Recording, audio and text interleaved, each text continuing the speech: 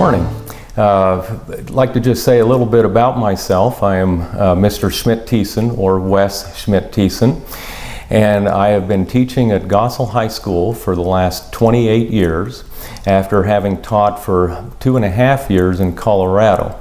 I didn't always expect to be a teacher. I did some other things in social work. My degree originally was in social work.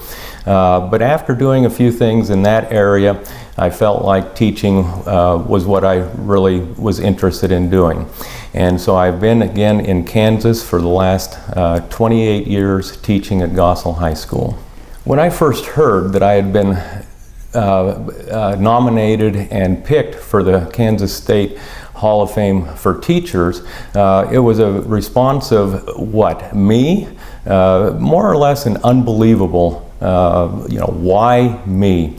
But as I thought about it, I was very humbled, very honored, obviously, but I also feel like I am representing the outstanding teachers who really deserve this honor.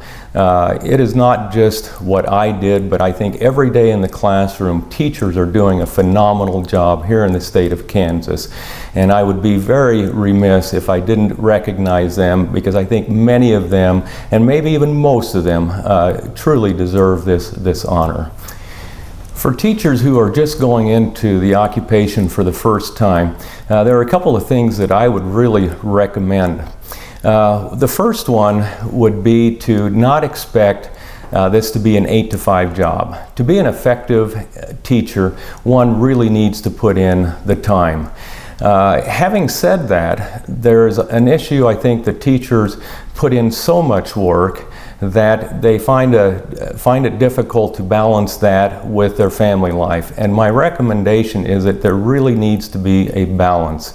Yes, it takes an awful lot of work, it is extremely time-consuming, but to be able to stay healthy and have a good outlook on life, one really needs to make sure to find that balance with family and friends, along with the work that one does as a teacher.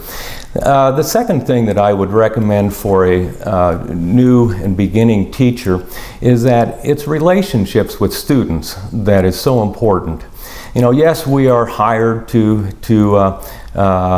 teach knowledge and content and so forth, but I don't think that's really going to happen unless there is a good relationship that is formed with the teacher and the students. And so I think a lot of time and effort needs to be spent in just getting to know students and finding out what life is like for them, on a day-to-day basis, the background that they are coming from. I believe that relationship is really extremely important.